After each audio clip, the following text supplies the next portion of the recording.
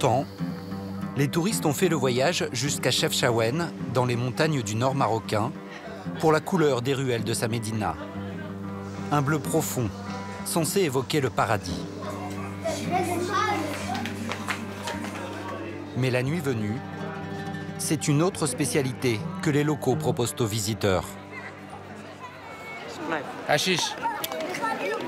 Tu sais ce que c'est du hashish? Oui, je sais. Tu veux fumer? Si tu veux, j'en ai.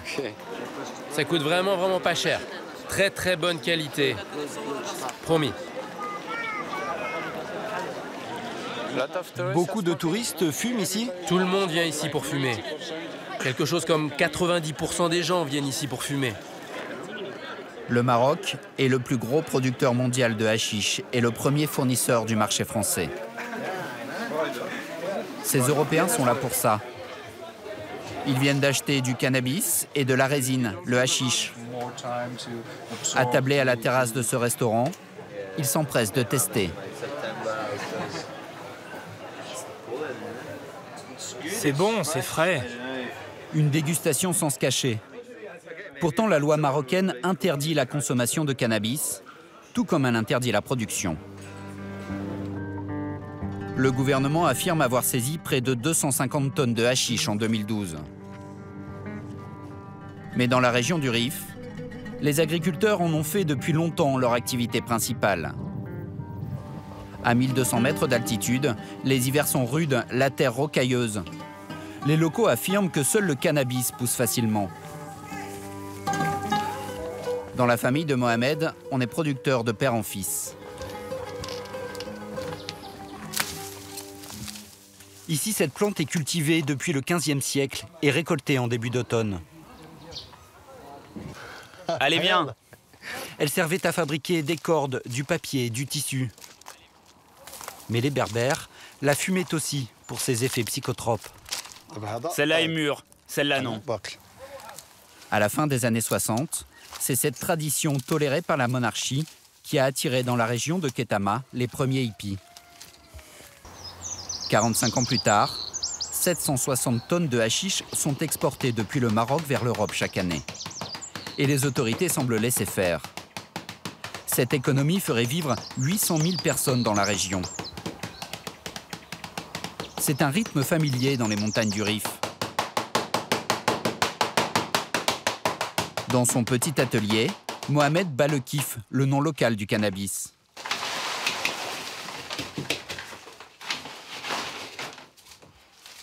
C'est ainsi qu'il extrait le pollen qui contient le THC, la molécule psychoactive de la plante.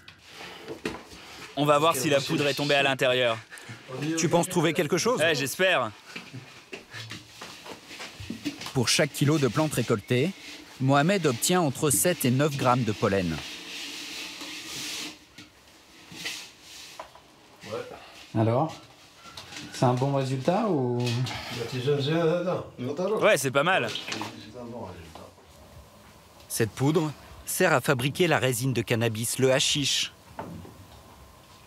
Pour voir si c'est un bon cru, il faut la chauffer.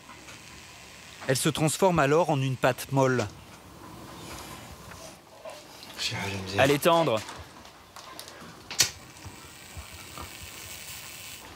Mohamed possède un demi-hectare de champs exclusivement cultivés en cannabis. Dans sa modeste maison, une pièce entre le salon et la cuisine est réservée aux fruits de sa récolte.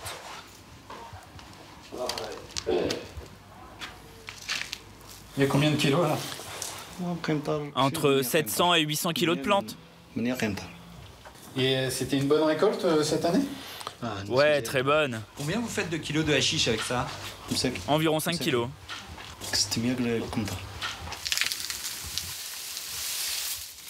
Jusqu'à la fin des années 90, grâce aux touristes et à la demande européenne, les producteurs de cannabis vivaient plutôt bien ici. Mais l'année dernière, Mohamed n'a gagné que 2 000 €, à peine plus qu'un ouvrier agricole. Un revenu qu'il doit encore partager avec son père. Pour lui et sa femme Aïcha, enceinte de leur premier enfant, les fins de mois sont difficiles. Alors l'hiver, Mohamed doit se résigner à quitter sa ferme. Je dois faire absolument un autre travail. Le cannabis ne me suffit plus pour affronter la vie. Parfois, je vais à Rabat pour travailler dans le bâtiment. Aujourd'hui, les petits producteurs du Rif, comme Mohamed, sont dépassés par une nouvelle concurrence beaucoup plus agressive. Plus bas dans la vallée, d'autres se sont lancés dans la production à grande échelle. Désormais, ce sont auprès d'eux que se fournissent les plus grands trafiquants européens. Ce Marocain natif de la région connaît bien ces nouveaux rois du cannabis. Il va nous aider à les approcher. Quand ils ont vu que les gens de Kitama, Baberet et tout ça, ils arrivent à gagner leur vie de kiff et tout ça, alors, et qu'eux, ils n'ont rien à forester que les olives et tout ça, alors ils ont choisi de... Voilà. Il y a encore quelques années, ces plaines fertiles étaient le royaume des oliviers. Désormais, ce sont des hectares de cannabis qui sortent de terre. Nous nous faisons passer pour des acheteurs français et nous filmons discrètement. C'est la moisson, c'est ça? C'est la récolte? Mehdi est le propriétaire du champ. Il cultive près de 5 hectares, 10 fois plus que Mohamed, le petit producteur de la montagne.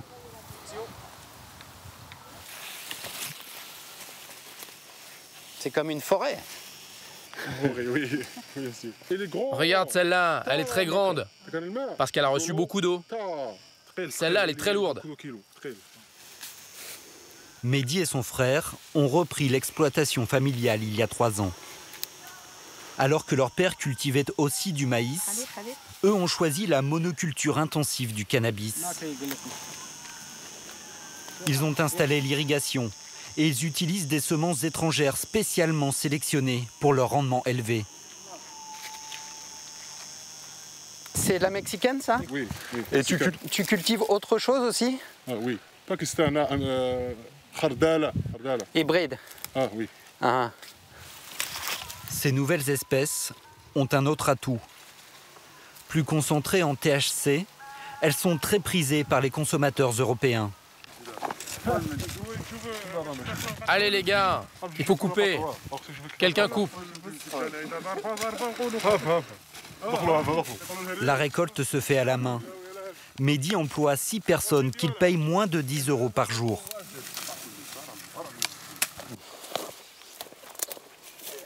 Côté business, c'est le grand frère Zouer qui gère. C'est lui qui s'occupe des clients. Tu as des clients de Paris? Oui.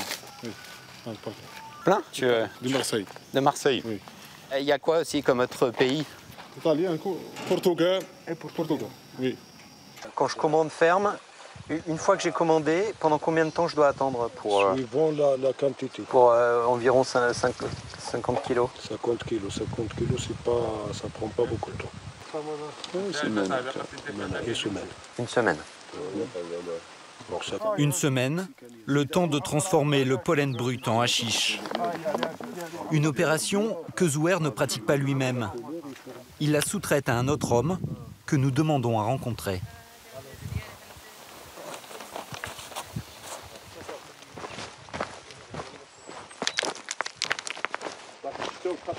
Il faut traverser la rivière. Il s'appelle Farid. Il centralise les récoltes de plusieurs producteurs de la vallée. Il s'est installé dans un endroit isolé, difficile d'y accéder en voiture. Et pour charger, on charge ici ou ils transportent ailleurs? Là où tu veux. Même si le lieu est reculé, Farid prend des précautions pour travailler en toute tranquillité.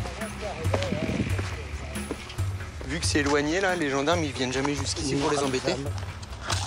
Non, ils sont bien avec moi. Je les paye. Parfois, ils viennent jeter un coup d'œil jusqu'ici, mais ils ne font rien. Moi, je paye. Selon nos informations, il y aurait même des tarifs précis pour les gendarmes corrompus. Un producteur de cette région paierait l'équivalent de 3 000 € par an de pot de vin, plus un pourcentage sur chaque commande. Chez Farid, sur la table, des échantillons de pollen issus de plusieurs variétés de plantes qu'il a achetées à différents paysans. Comme un viticulteur, il fait lui-même ses propres assemblages. Chez moi, tu peux mélanger la mexicaine, la marocaine ou la hardala. Et ça donne quelque chose qui a vraiment du goût.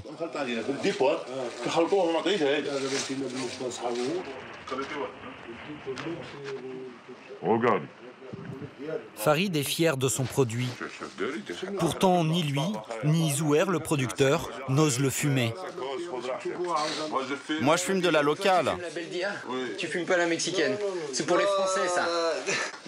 Pour les Français, la mexicaine, c'est la numéro 1, parce qu'elle est très forte. Ils aiment aussi fumer la hardala. Une fois les échantillons présentés, c'est le début de la négociation. Combien? Le prix? 1200 euros. 1200 euros pour Kilo. 1 kilo. Kilo. Si je prends une plus grande quantité, c'est moins cher. Oui. Moi, je veux voir comment il fait d'habitude. Pour finir de nous convaincre, Farid nous emmène dans son atelier.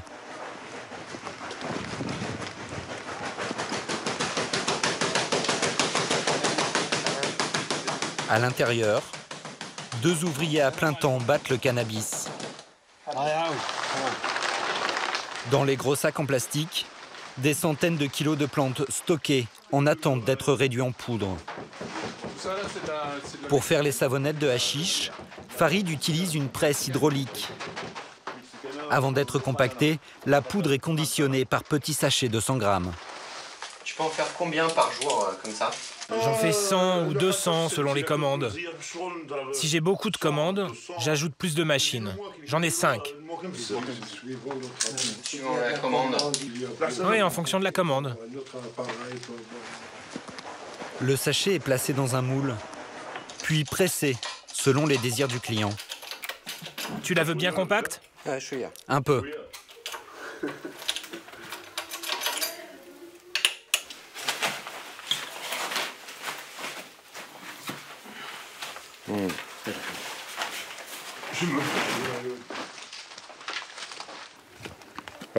Tiens, voilà. Ça, c'est du naturel. Si tu veux, on peut presser encore beaucoup plus. Mais il faut le chauffer et il va noircir. Là, il est 100% naturel, il n'y a pas d'équivalent. Ah, ok. La plupart des trafiquants l'achètent pur, mais le mélangent ensuite à du henné ou de la paraffine pour le diluer et augmenter les marges. Entre cet atelier marocain et le consommateur français, le prix au gramme sera multiplié par 8 en moyenne. Chaque année, 1000 tonnes de hashish seraient exportées vers l'Europe. Ça sonne. Il y a même des spécialistes qui se chargent de faire sortir la marchandise du pays. Nous sommes parvenus à en contacter un.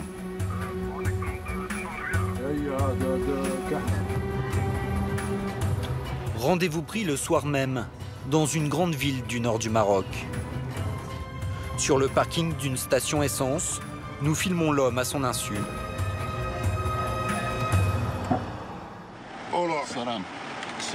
Selon la loi marocaine, les transporteurs risquent 10 ans de prison.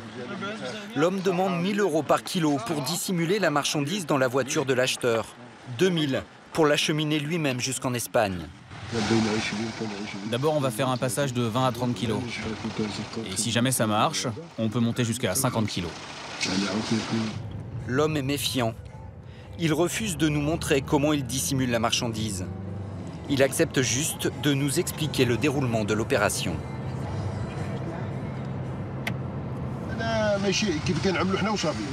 On va te faire comme d'habitude. On va rentrer la voiture dans le garage et puis on la prépare. On va te changer la plaque d'immatriculation. On peut cacher n'importe quelle marchandise dans la voiture. À l'aide d'une machine, on pulvérise de la poudre. Ça empêche l'odeur de se diffuser. Et puis après, on ajoute une couche de goudron pour cacher tout ça. Malgré les ruses des trafiquants pour acheminer le cannabis jusqu'aux consommateurs, l'Union européenne estime saisir chaque année environ 20% du hashish en provenance du Maroc.